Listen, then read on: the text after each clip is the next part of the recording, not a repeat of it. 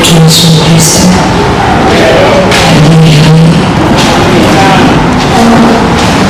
Mungu ni mwema sana. Kila nafasi tunayopata upo mbele za Bwana, usichukulie kawaida na heshima kubwa sana. Heshima yake ya juu sana sana sana. Mungu akubariki tena. Baba Mungu, tunatambua uwepo wako katikati yetu. Asante vile umetukubali. Hatuna lugha nzuri ya kusema, itoshe tu kusema utabaki kuwa Mungu. Hakuna atakayetokea,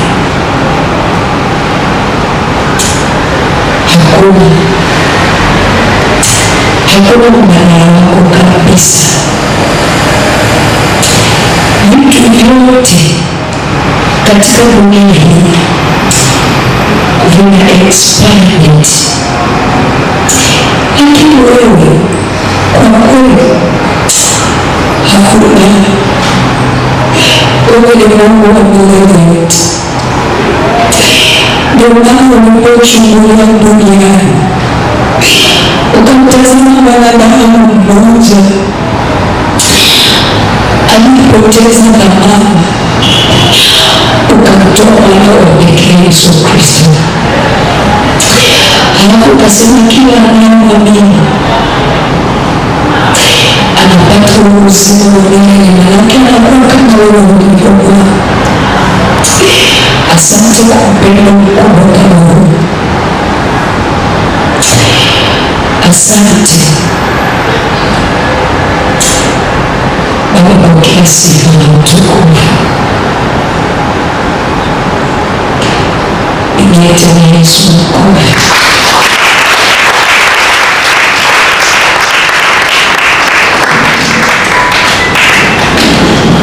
Unajaribu kutafakari, najiuliza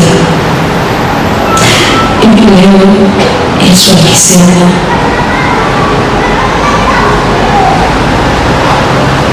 tujitegemee wenyewe,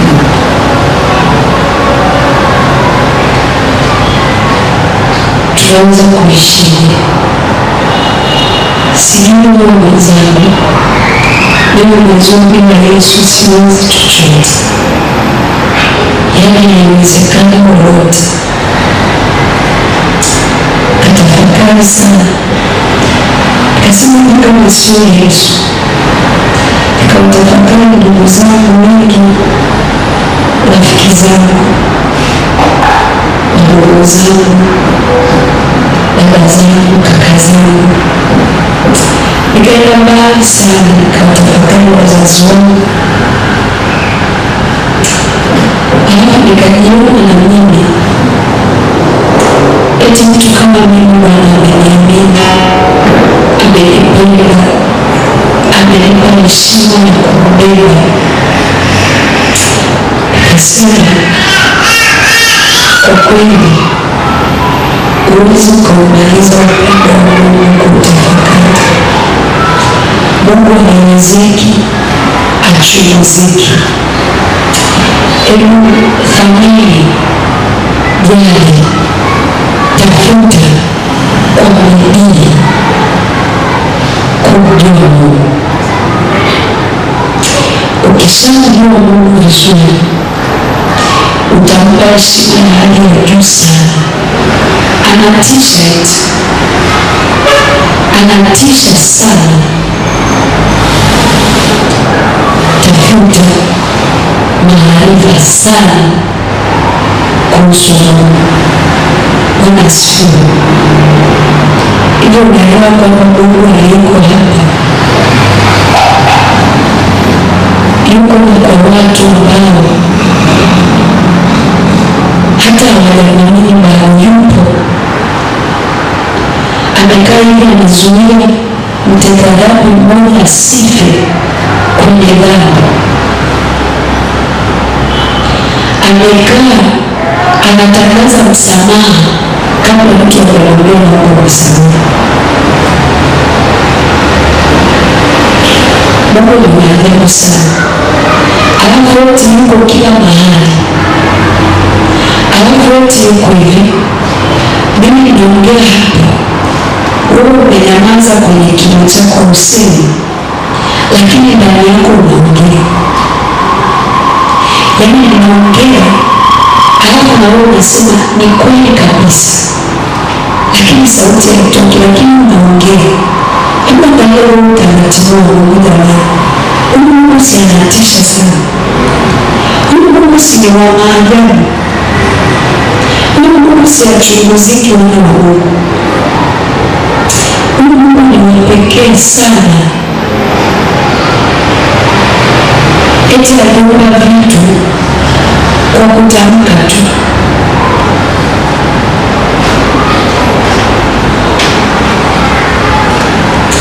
Hivi ukikwambia umwache Yesu, unaenda wapi?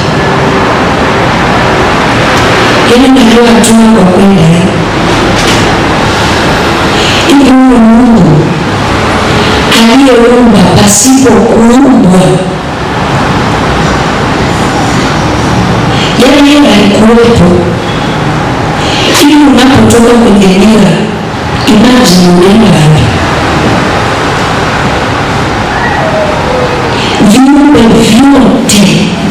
Viumbe vyote mpaka yule shetani aliyeasi alitokana na Mungu.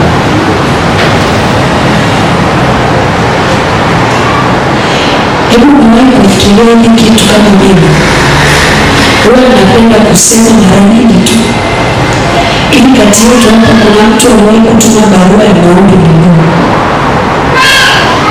akasema kwamba niwepo duniani. Kuna mtu anajichagulia jina.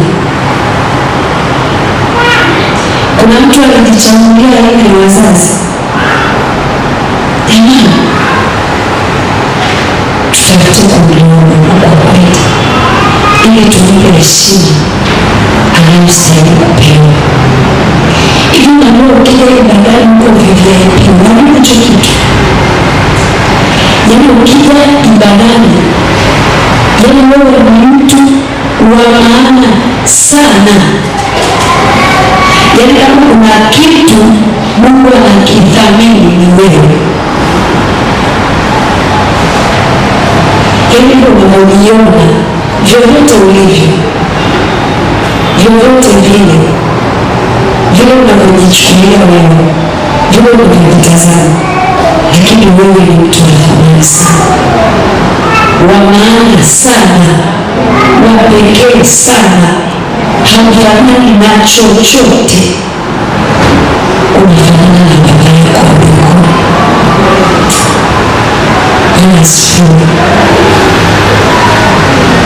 kuna mtu ananifuatilia, ananiangalia, amechoka, amekata tamaa sana, haelewi, lakini nataka nikwambie, wewe ni wa maana sana. Angalia tu umekaa hapo, uko sebuleni kwako, uko kazini, ofisini, umeshika simu yako, lakini Mungu anaongea na wewe ukiwa hapo hapo. Natamani kuniambia wewe ni mtu wa maana sana. Alafu ile swali unalojiuliza, ndio wewe Mungu aliyekuwepo kabla ya misingi ya dunia kuwepo, anawajibu duniani unayojiuliza. Asante Mungu mtakatifu. Nisaidie tena kumpigia Yesu makofi mazuri.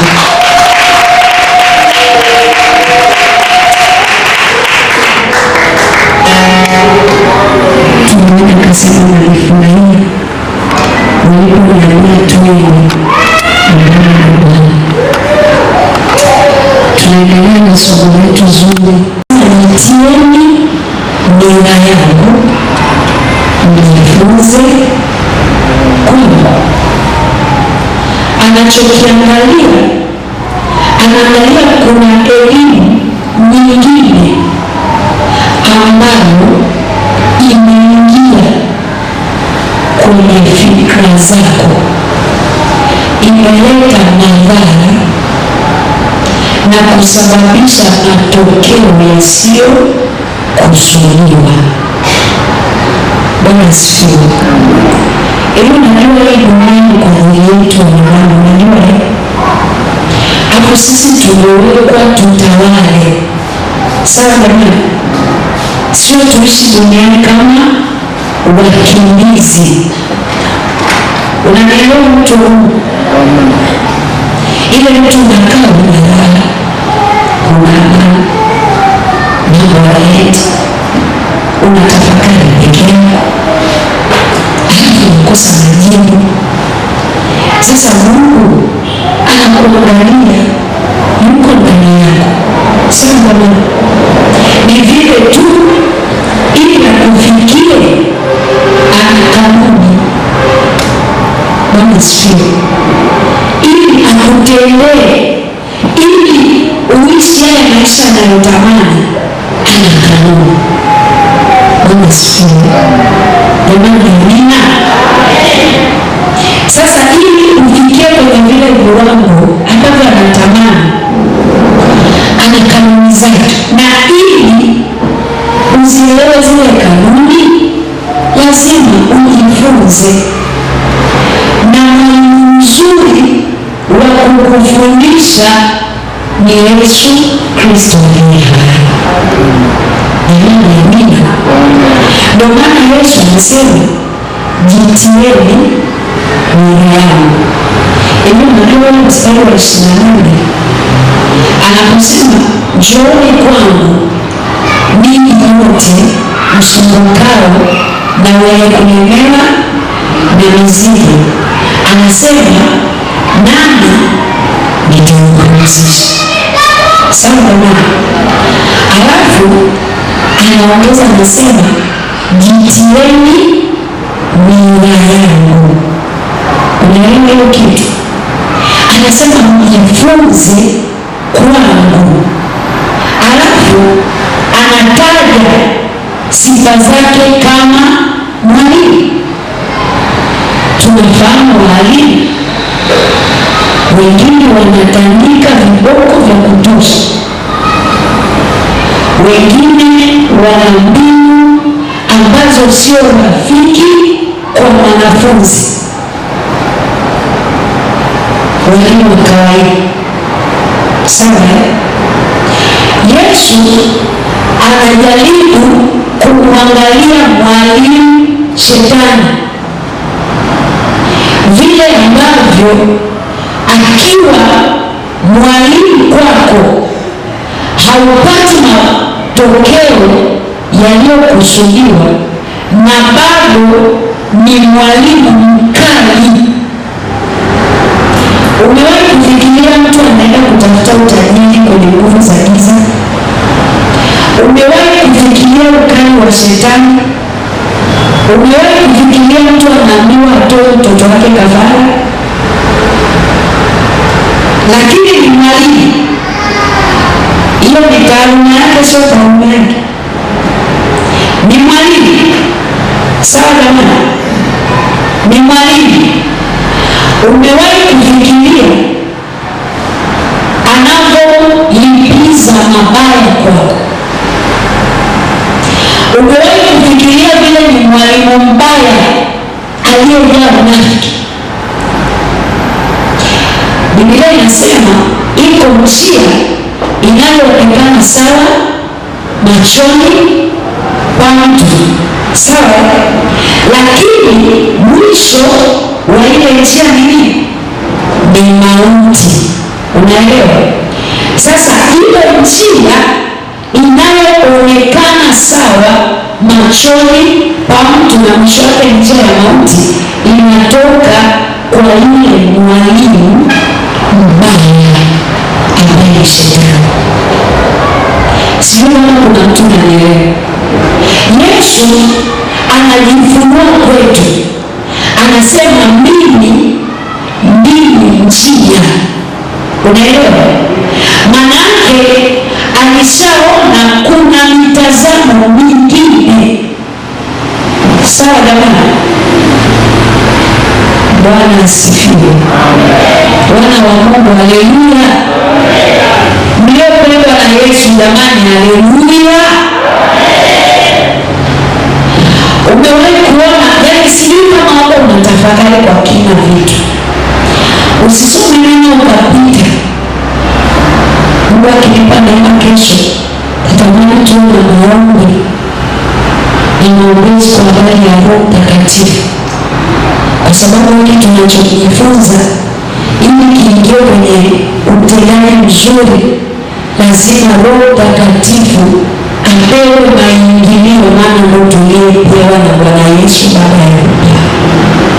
Jamani, amina. Angalia, Yesu anajitambulisha, anatoa sifa yake. Anasema kwa kuwa mimi ni mpole. Anatofautisha kinyume cha upole ni ukali.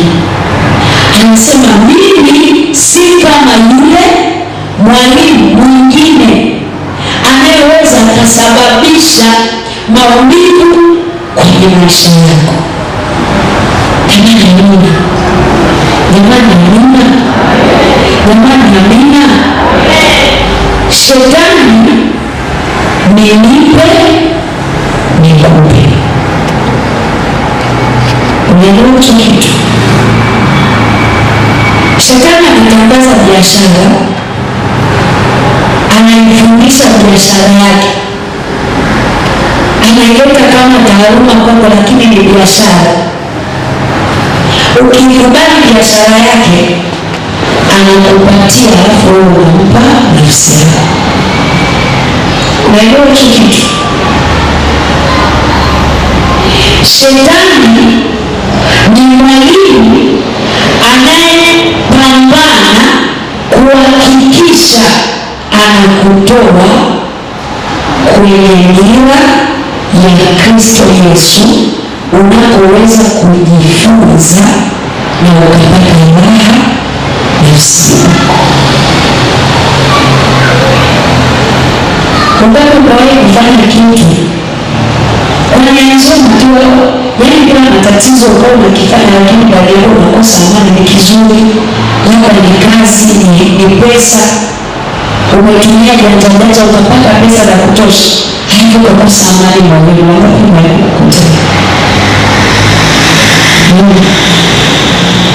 Inakukuta kabisa unakosa nini? Raha nafsini mwako. Una pesa lakini huna.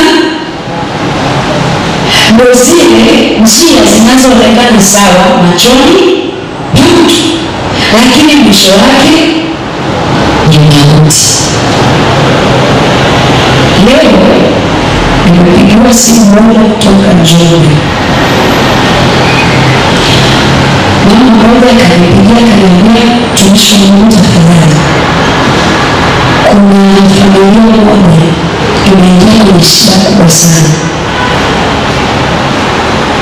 Naomba nikutumie tu namba ya huyu baba uongee naye.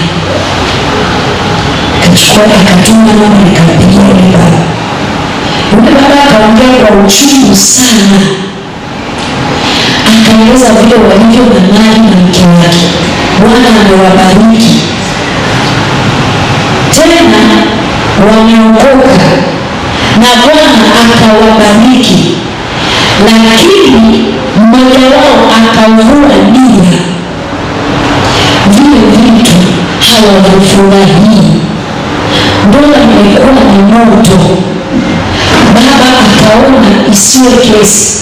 Baba amekimbia nyumba, watoto 6 na kila kitu. Hana amani, hana raha.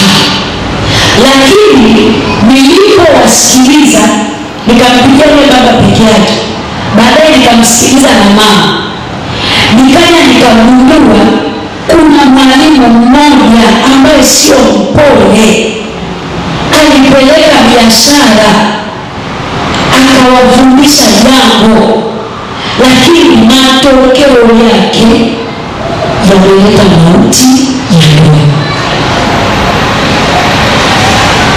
Unaelewa hicho kitu? Bwana asifiwe. Kama huyu shetani na duniani kama kuna kiumbe shetani anapiga vita duniani ni wewe na mimi. Yaani shetani yuko tayari kukugharamikia chochote ili mradi tu achukue hiyo thamani ulionayo ya mfanano wako na Kristo. Bwana asifiwe. Amen. Bwana asifiwe watu wa Mungu. Amen. Chochote unachokiona kwenye maisha yako, chochote unachotamani kufanya kwenye maisha yako, hakikisha uko kwenye nia. Sawa jamani? Yesu anasema kwa kuwa mimi ni mpole. Haisema sifa yake, anasema mnyenyekevu wa moyo, kwamba mimi naweza nikachukuliana na wewe bila kukuumiza, alafu maneno yangu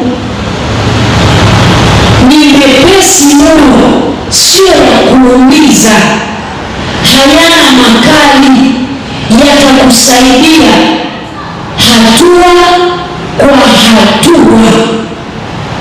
Jamani Mungu, jamani Bwana asifiwe. Bwana asifiwe. Amekubali kwamba leta mizigo. Hivyo naelewa wewe mtu wa Mungu. Bwana asifiwe.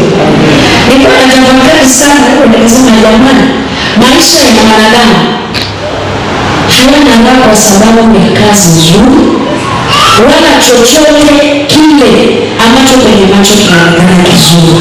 Maisha yetu yanaweza kupata ile raha ya kiwango, ile raha nzuri ambayo haina majuto, ile raha ambayo sio ya muda mfupi, tukiwa ndani ya Kristo Yesu ambaye yeye ni milele yote.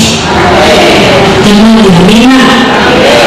Kwa hiyo sasa ninachotaka kusema, ninapoongea kumbuka, ninatamani hivi hiki kitu kidumbukie kwenye moyo wako, ili kiingie kikae, halafu kiweze kukuathiri moyo. Unaelewa?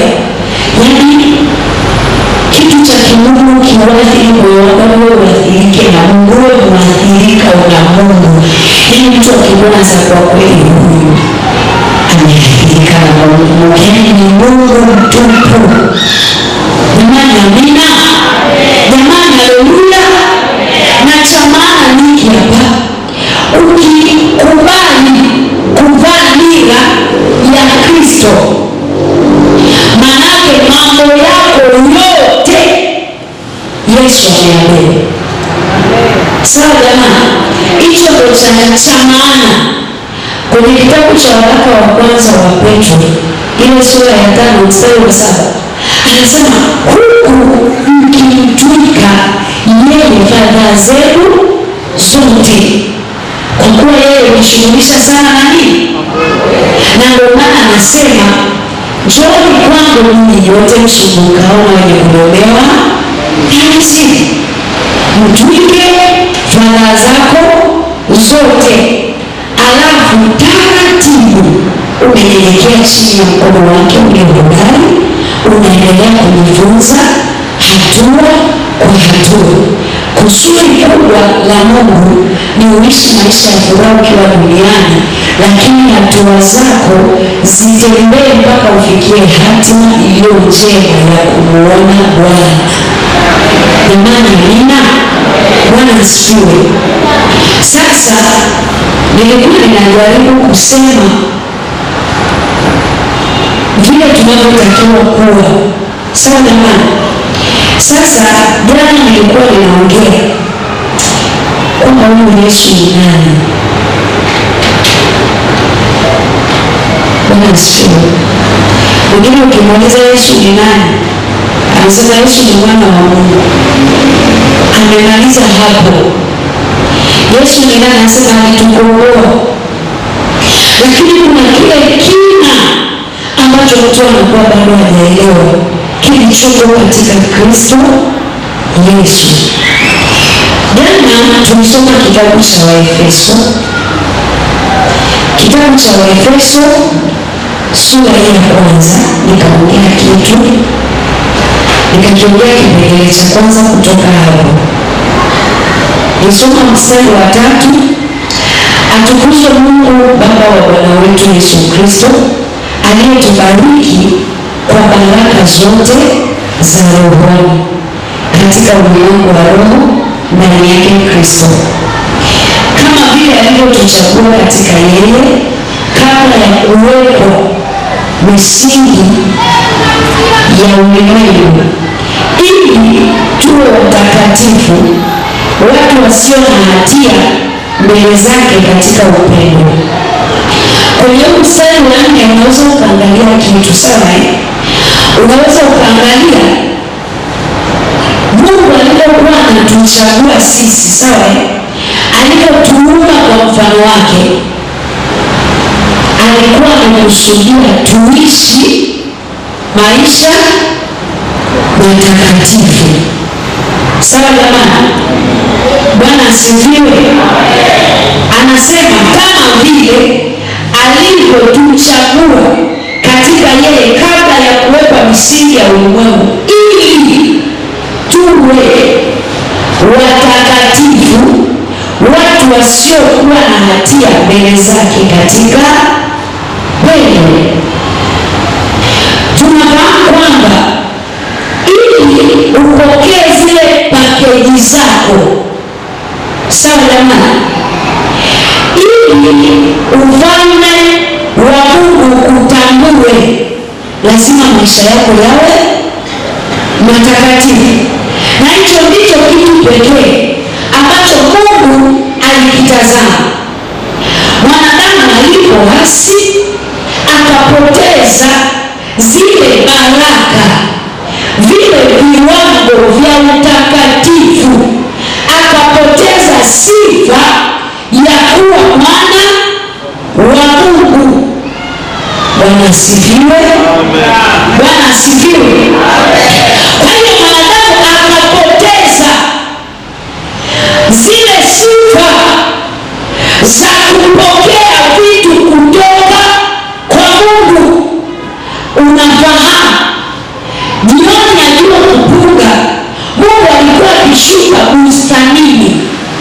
Ikiwa Mungu ni roho, manake ndani ya Adamu kulikuwa connection, yani kulikuwa utakatifu ambao ulimpa Mungu sifa na maingilio ya kushuka kwa Adamu.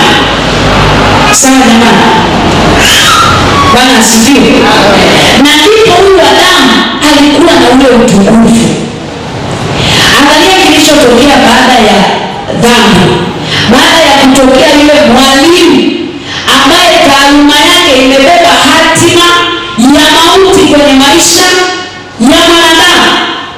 Baada ya kutokea, Adamu akabaki uchi. Tafsiri yake akapoteza zile baraka za rohoni. Sio kama kuna mtu unanielewa. Pale unapotoka kwenye nia, pale unapojiita umeokoka, lakini maisha yako hayana sifa, huwezi kuzipata baraka zilizoko katika Kristo Yesu. Bwana asifiwe. Ni mwimbaji mzuri sawa, ni mhubiri mzuri sawa, ni mtumishi wa Mungu unajulikana sawa, lakini una jina la kuwa hai, lakini ndani yako umekufa. Na kama umekufa, tafsiri yake zile baraka za rohoni za kimungu haziwezi kuambatana na wewe. Maana yake nyingine ni kwamba unatembea ukiwa uchi, hata kama umevaa nguo. tukimkosa Mungu kwenye maisha yetu ile ya uhalisia, tunakuwa tuko uchi. Maana nyingine ya kuwa uchi ni yale matendo ya aibu yanayotutenga Mungu.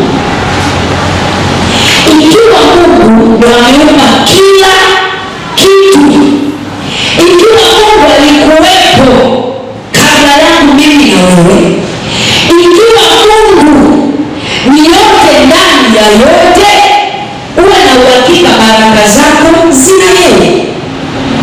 Ukitoka nje, zile baraka huwezi kuzipata.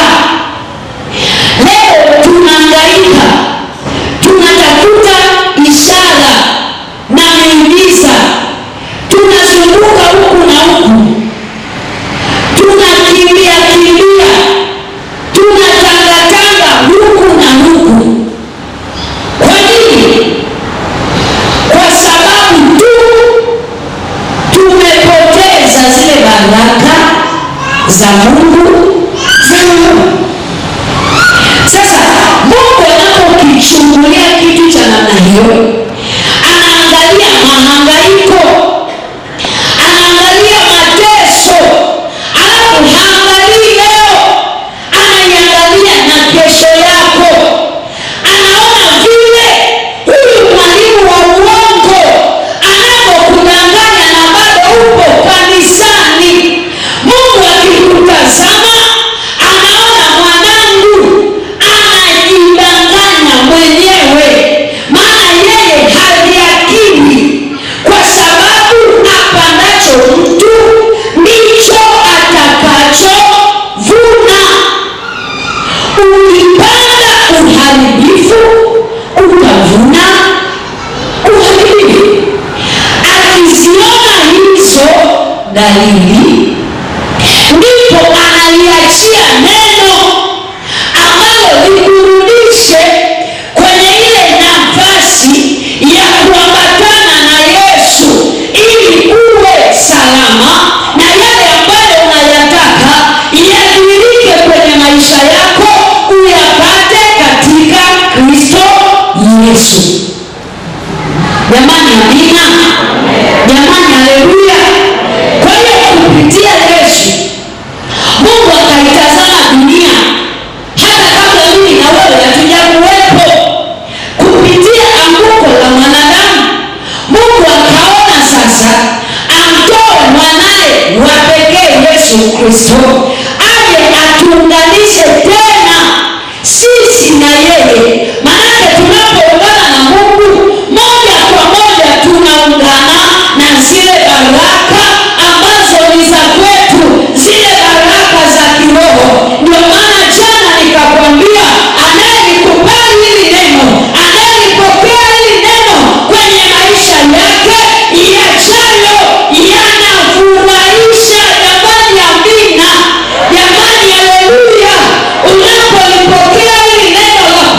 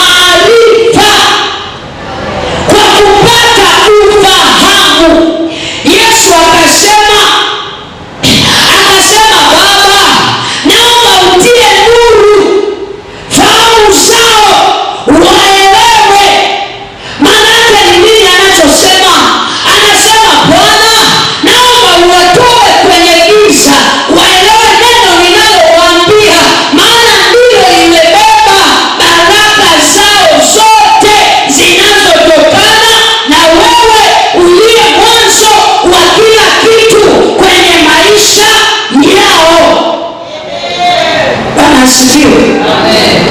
Bwana asifiwe sana. Kwa hiyo Yesu, kupitia Yesu tukazipata hizo baraka.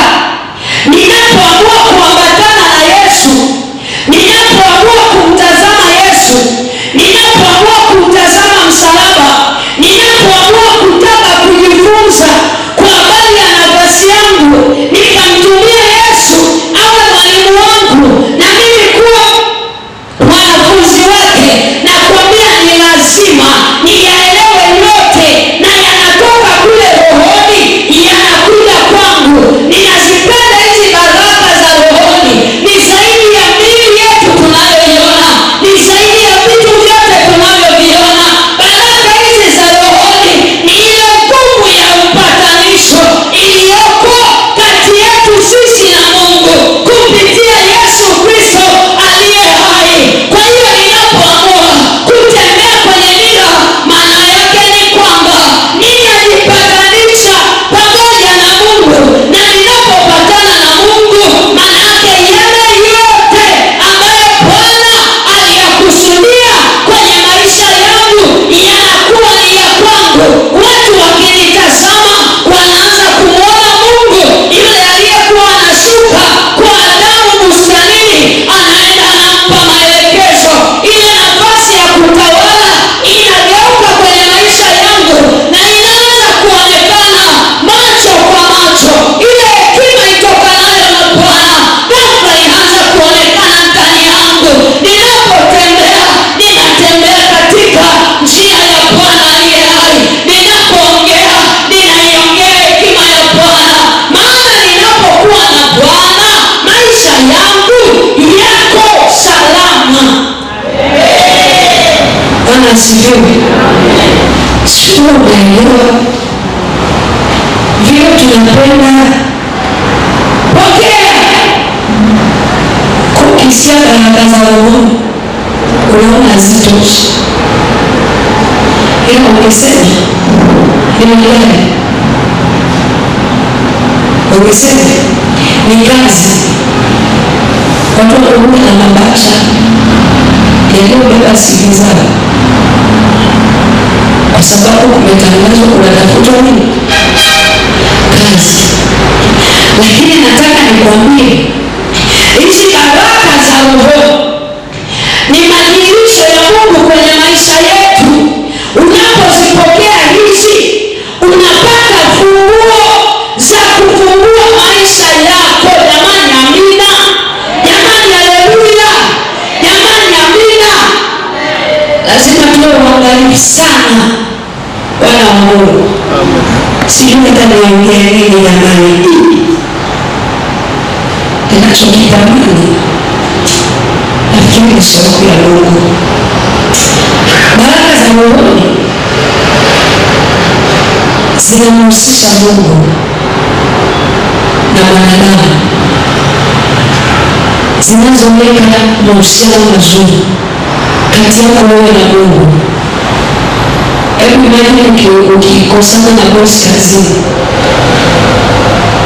unapiga simu bosi apokee, unajisikia vizuri? Unajisikia vibaya? Unachelewa kurudi nyumbani, labda ni binti, ni kijana, unachelewa kurudi nyumbani, unakuta wazazi wameshakula, wameenda na kulala, wamefunga milango. Unatoka umechanganyikiwa, huna hata mwelekeo kwamba hivi nitaenda wapi sasa. Umechelewa kazini, unaenda unaweka alama, unaweka mwendo choo mwekundu. Ukichelewa nje ya hapa unakiwa utoe maelezo, unachanganyikiwa. Simu unachanganyikiwa kwa sababu kuna kitu cha maana utakikosa. Kuna ukuta umeweka. Sasa ule ukuta ulipowekwa kwetu, Mungu akamwachilia Yesu ili avunje kile kiambaza. Bwana asifiwe. Na ili upate hizo funguo sasa, lazima ukubali kuvaa nira, alafu ufanye ujifunze kwake. Jamani, amina. Jamani, haleluya. huo muunganiko tena. Bwana asifiwe. Na wakaenda tu. Haya, tuangalie kitu cha pili. Kupitia huyo Yesu, sawa jamani? Jana nilikwambia Yesu ni mfunguo, sio? Yesu ndiye password yako. Sawa? Yaani ndani ya Yesu kuna kila kitu. Nilikwambia nikasema kasome hiki kitabu cha Waefeso. Yaani kinamfunua Yesu ni nani, lakini kinaeleza mwanadamu kabla ya dhambi alikuwaje, na baada ya Yesu kuwepo na maisha anayotakiwa kuwa nayo. Bwana asifiwe sana. Kwa hiyo kupitia huyu Yesu sasa tumepata ukombozi. Sawa jamani? Tumepata msamaha wa dhambi. Bwana asifiwe. Jamani, amina. Yaani badala ukikosea wewe uchukuliwe upewe adhabu unayotakiwa kupata, badala ukikosea uadhibiwe kwa viwango vya kufa kabisa, badala ya ukikosea uchanganyikiwe ukose mahali pa kwenda, Yesu akatolewa na Mungu mwenyewe akatangaza msamaha. Kabla wewe haujaomba msamaha, Yesu ametangaza nini?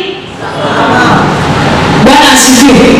Hivi unaelewa ninachokwambia? Nasema hivi, pale unapokosea, tuchukulie ni mtoto amechelewa kurudi nyumbani, badala ya kukimbia kuenda mbali kwenda kutafuta kwa jirani, lakini sisi tunayo nafasi ya kwenda kusimama na kumwambia Yesu, niko hapa.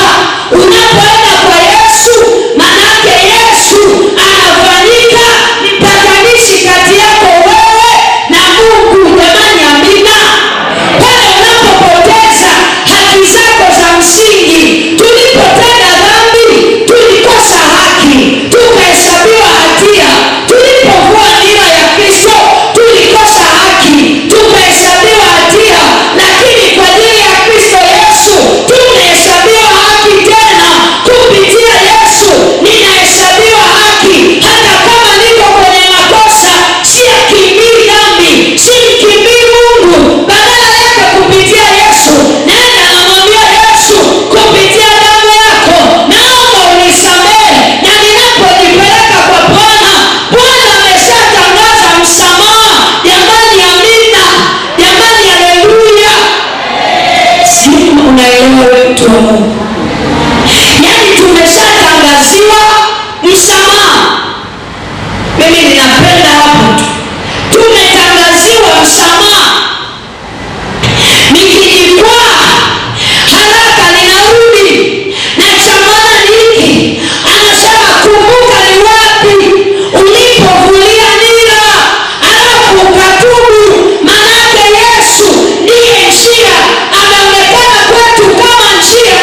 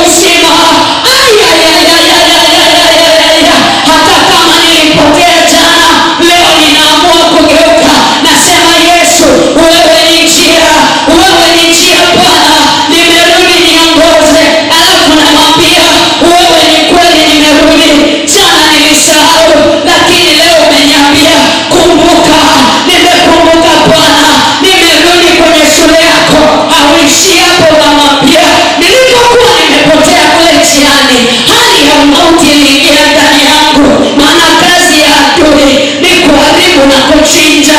Nilipokuwa kule, kuna vitu naona vimeharibika. Bwana unamwambia, ikiwa umejifunua kwangu kama njia, Bwana umejifunua kama kweli, nataka ujifunue kama uzima. Yale ambayo yalikuwa yameharibiwa kule, naomba Bwana yapate uhai tena. Anakuambia, mwanangu, wala hujachelewa, bado muda upo. Saa ya wokovu ni sasa, saa ya badiliko ni sasa. Anakuambia, tulia mwanangu, yale yote yaliyoharibiwa na adui, ghafla unaanza kuyaona yanarudi ndani yako. Ulipoteza hamu ya ibada, unashangaa kiu yako mabudu Bwana inakuja. Inapokuja ile kiu, inakuwa imeshindikizwa na lile darasa la Bwana la kujifunza kwa Bwana. Na kuambia, unapojifunza, unapoelewa, watu jana walikuwa wanasema vibaya, wanashangaa mambo yamebadilika, mambo yamebadilika.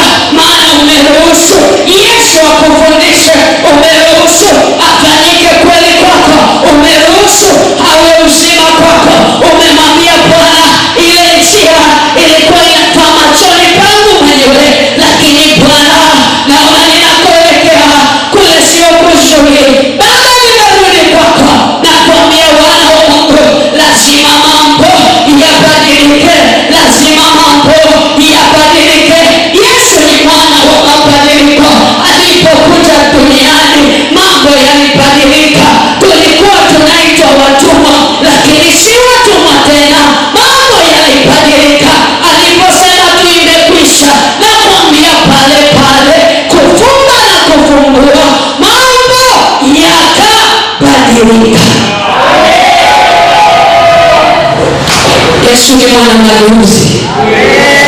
Yesu ni mleta mabadiliko. Yesu analeta raha kwenye maisha yako. Nimemwona Mungu ameujiza huyu. Nimemwona Bwana anageuza mauti kuwa uzima kwenye maisha yangu. Nimemwona Bwana akihuisha maisha yangu. Ninachojua ni kwamba ndani yake ninaishi, ndani yake ninakwenda na kuwa na uhai wangu tena, maana yeye ni uzima. Ninayakumbuka majira fulani, walituma watu fulani. Nilikuwa nimelala usiku pale nyumbani saa 7, nikasikia Roho Mtakatifu ananiambia, Tina, amka utoke nje.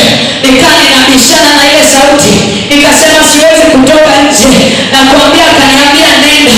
Nikatoka kwa kusikia ile sauti, maana tayari Mungu alikuwa anasema na mimi vitu vingi. Nilipotoka pale nje, nikawakuta wababa wawili. Mmoja alikuwa anachimba pale kwenye kona ya nyumba yangu, na mwingine alikuwa amesimama. Nilipotokeza wakashtuka, wakasema, unatafuta nini? Wale watu walikuwa wametangaza mauti kwenye ulimwengu wa roho. Nataka nikwambie, tunapokuwa na Yesu, wewe, zile baraka zote za kwenye ulimwengu wa roho ni za kwetu. Ile package ya kupiganiwa na Bwana kupitia Yesu Kristo, na kuambia ni ya kwetu. Nilipoangalia wale wababa, nikawaambia, mnatafuta nini? Wakakosa cha kunijibu. Nikawaacha pale, nikaingia ndani, nikasema, Bwana, maadamu wewe ni njia, maadamu wewe ni kweli, umenionyesha yale mambo makubwa ambayo sikuyajua kwenye usiku wa manane. Na kuambia, kupita wiki mmoja wao alifariki, na aliyebakia mpaka hivi ninavyokwambia ni mlemavu.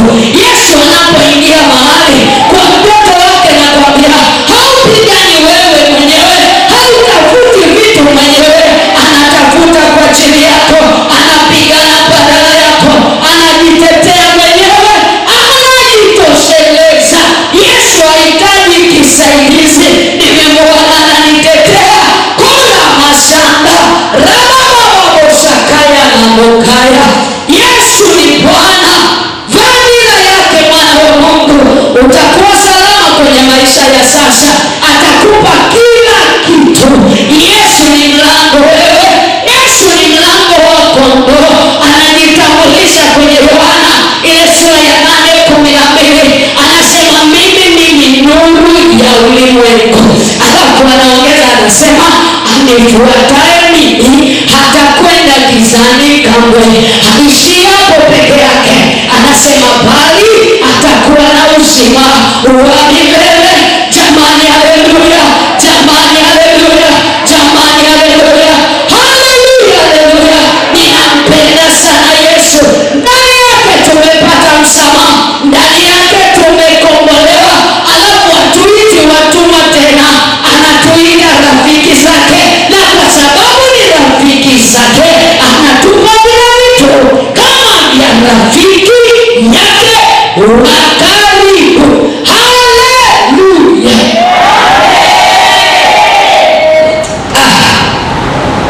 Yesu ni mzuri, wewe mzuri sana. Bwana asifiwe. Bwana asifiwe. Hivi unaelewa anapotukomboa kwenye yale mambo yote, kwenye ile uharibifu ambao shetani angetamani tuupate, kwenye yale mambo ambayo tulitakiwa tuyapitie, tunapokuwa tumeambatana na Yesu, sio kazi yetu. Nakwambia anapigana yeye ndiye mdhamini wa agano jipya la kati ya yeye mwanadamu pamoja na Mungu. Yesu ndiye mdhamini, amekaa pale katikati kwa Mungu, anakusemea, unasema naongea nini? Biblia inaniambia ameketi mkono wa kuume wa Mungu Baba, na kule anakwambia anatuombea, alafu damu yake inanena mema, imetukomboa ile damu, wewe inanena mema, ni tofauti na damu nyingine. Nataka nikwambie ile damu ya Abili ilidai kisasi. Mungu anamwambia Kaini, damu ya ndugu yako inanilia. Manake ile damu ilikuwa inamwambia Mungu, angalia Kaini, angalia Kaini ameniua, angalia Kaini ameniua. Damu ya Yesu ni tofauti. Wewe pale tunapokosea kama Kaini, damu ya Yesu inanena mema, inasema Baba, kumbuka kazi ya msalaba, uwasamehe. Kumbuka kazi ya msalaba. Kuramakaya rabababa rekete ramasaka.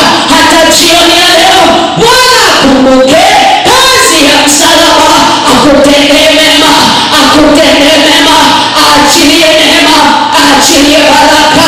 Haleluya, haleluya, haleluya. Inanena mema damu kwenye ulimwengu wa roho, inaona yote, inaona yote.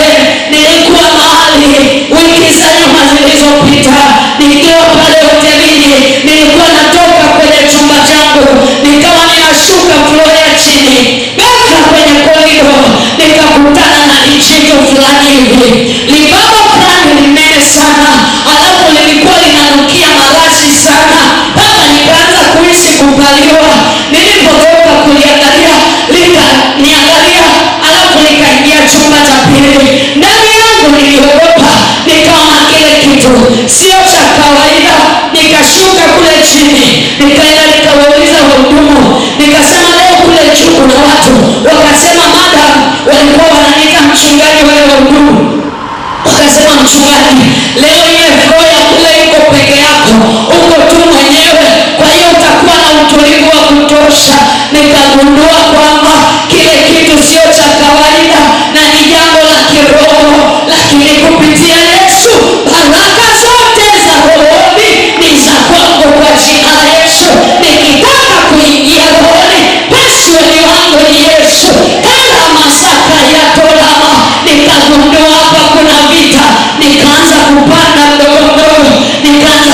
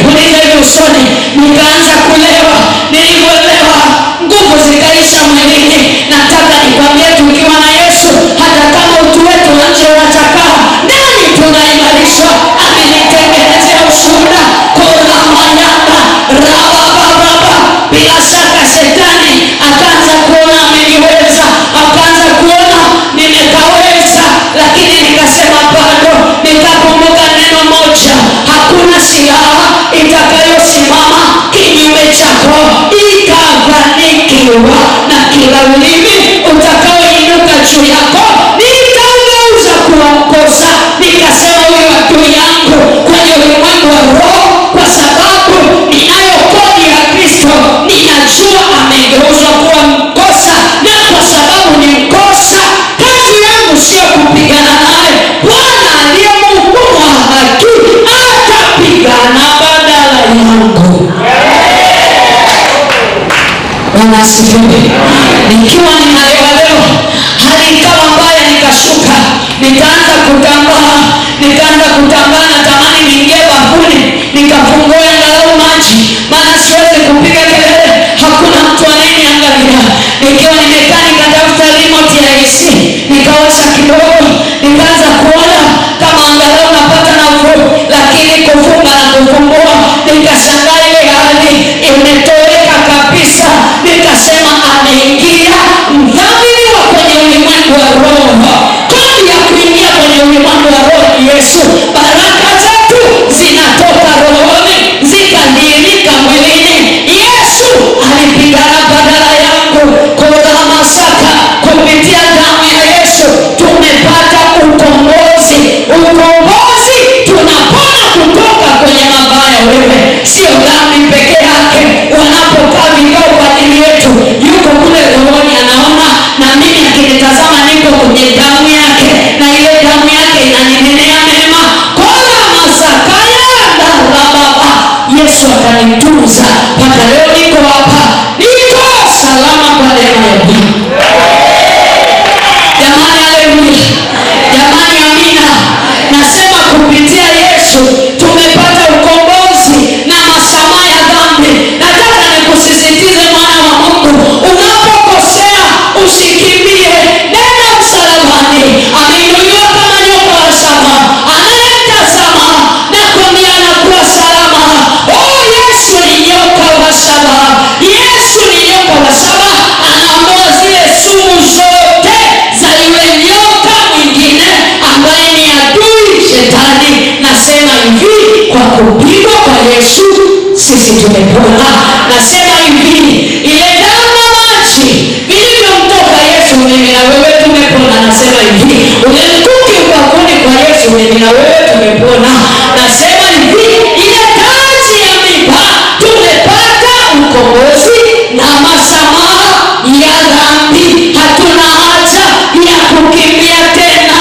Rama sandra rama baba, kazi yetu ni kusema Baba, naomba unisamehe. Kwenye kitabu cha Isaya anasema Mungu huwasamehe watu makosa kwa faida yake mwenyewe.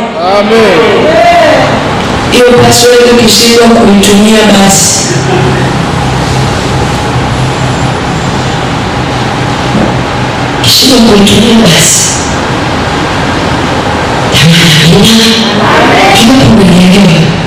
Wanapo kuna kitu kinaingia ndani yako.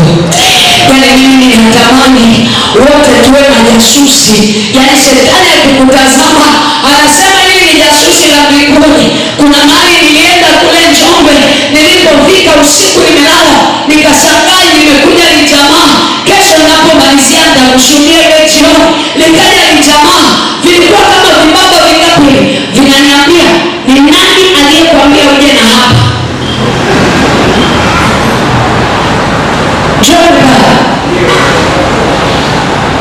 Asante sana.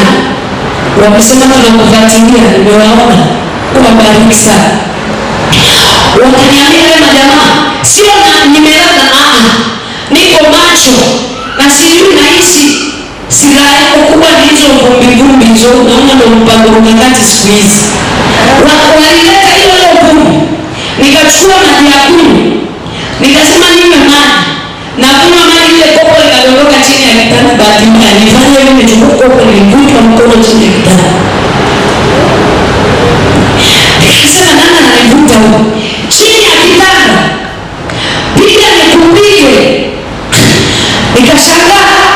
Nikashangaa ni kitu linaniambia nani amekwambia uje na hapa? Likaniambia hauna uhalali wa kuwa hapa. Nikamwambia wewe ni nani? Nikamwambia mimi nina uhalali wa kuwa hapa. mahali popote ninapokanyaga nyayo zangu kulileta neno la Bwana nimepewa. Haleluya, haleluya. Pokea ujasiri wa Bwana kwa kuambatana naye kwa jina la Yesu aliye hai. Walokole wenzangu, sio majira ya kuonewa, sio majira ya kukandamizwa. Tunao ukombozi kutoka kwa Bwana wa mabwana. Nikaniambia tutaona, na mimi nikasema na tutaona wote.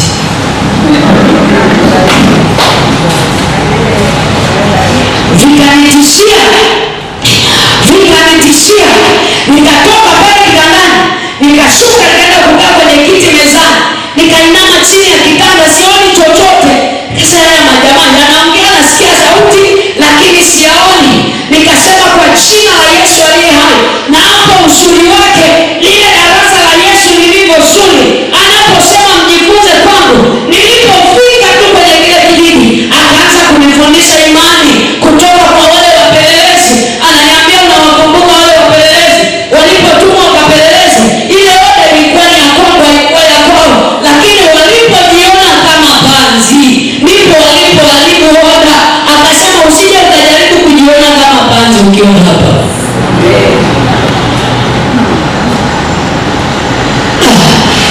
Nikajiangalia, nikasema kwa nini unaonekana kama dhaifu lakini ndani ni nguvu.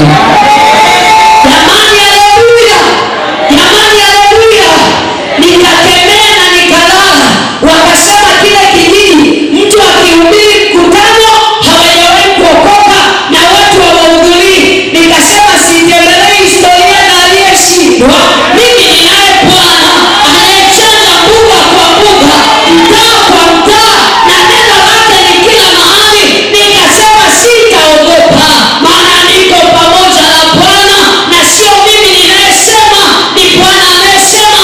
Sijaja na maneno yangu, nimekuja na neno la Bwana, na bahati nzuri neno la Bwana ni upanga unaokata kuwili.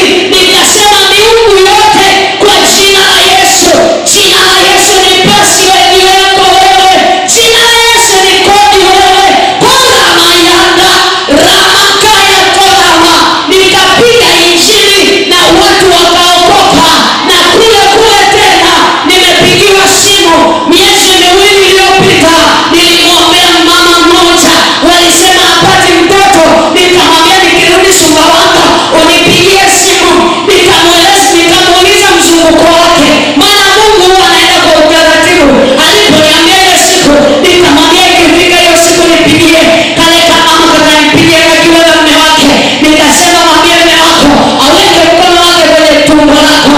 Nikasema kwa jina la Yesu aliye hai, pokeeni baraka ya mtoto. Nikamwambia nendeni, mmeshapata mtoto, kuweni na imani, nendeni kwenye njia ya Bwana, mtapata mtoto. Baada ya mwezi kule walikosema injili wakalilete matokeo. Yule mama amenipigia akaniambia, mama, nimekuja kusema asante, nimetoka kupima, nina mimba ya mwezi mmoja. Kwa nini Yesu asitukuzwe? Wewe tunaye Yesu. Wewe acha kuishi kama mtumwa kwenye ufalme wa Mungu. Sisi ni warithi pamoja na Bwana, pamoja na Bwana, pamoja na Bwana. Ukitembea tembea kifua mbele, lakini hakikisha unakaa kwenye nira ya Kristo, unajifunza kwenye nira ya Kristo. Kuna mambo mengi atakufundisha kwa habari ya upendo, atakufundisha kanuni za mafanikio, atakufundisha kanuni za msamaha, atakufundisha. Anasema mimi ni mpole, mnyenyekevu wa moyo. Darasa la Yesu limejaa pakeji zote, sio darasa la majuto. Linaleta raha, linaleta raha. Rakaya torama, anaposema mtapata raha nafsini mwenu. Yani tunajifunza, lakini tuko VIP, tuko angali tunapana Bwana kwenye ulimwengu wa roho. Tunaingia kupitia kodi ambayo ni yeye mwenyewe, na tukiwa duniani tunamwakilisha yeye kama hivi. Kwa jina la Yesu aliye hai, Bwana achilie neema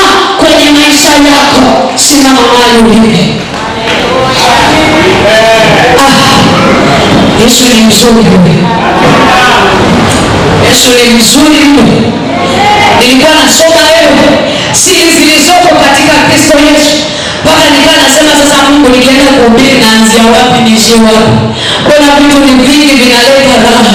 Kuna vitu ni vingi vinaleta raha. Kuna masanga raha. Amelileta neno hili anakutengenezea njia.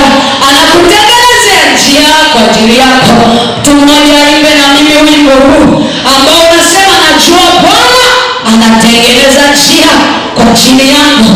Kwenye somo hili najua Bwana anatengeneza njia kwenye biashara yangu. Najua Bwana anatengeneza njia. Anatengeneza njia kwa ajili yangu. Najua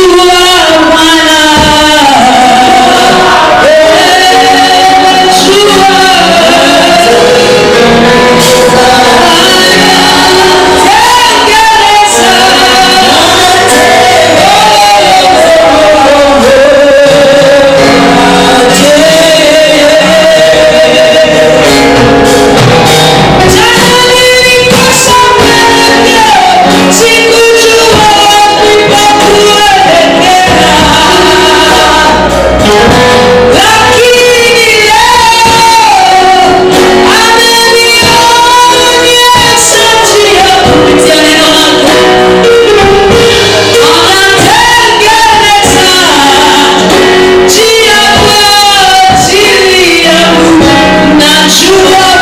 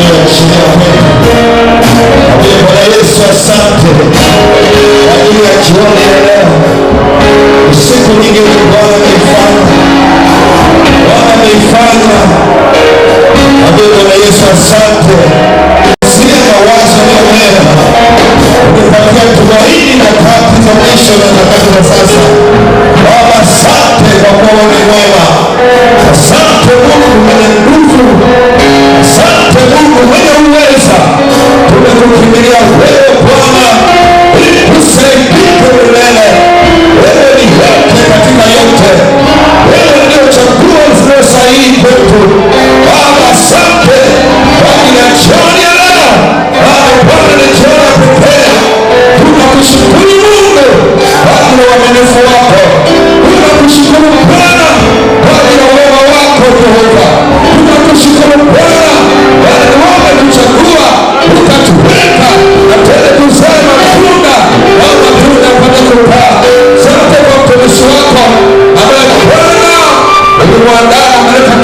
wako kwa ujasiri au matendo kwa siku ya kesho. Kamtumia Bwana katika ibada zote mbili, ile ya kwanza na ya jioni. Ile neema yako Yesu ikadhihirike juu yake katika jina la Yesu. Kila aliyekuja mahali hapa asipate kama alivyoingia, bali mkono wako Bwana ukanyoshe juu yake kwa jina la Yesu. Unapokea zile ahadi, Bwana, tuko katika laini yako Bwana, tunakupigia na makofi mengi, asante nyingi na neema nyingi katika jina la Yesu. Watu wa Mungu waseme amen.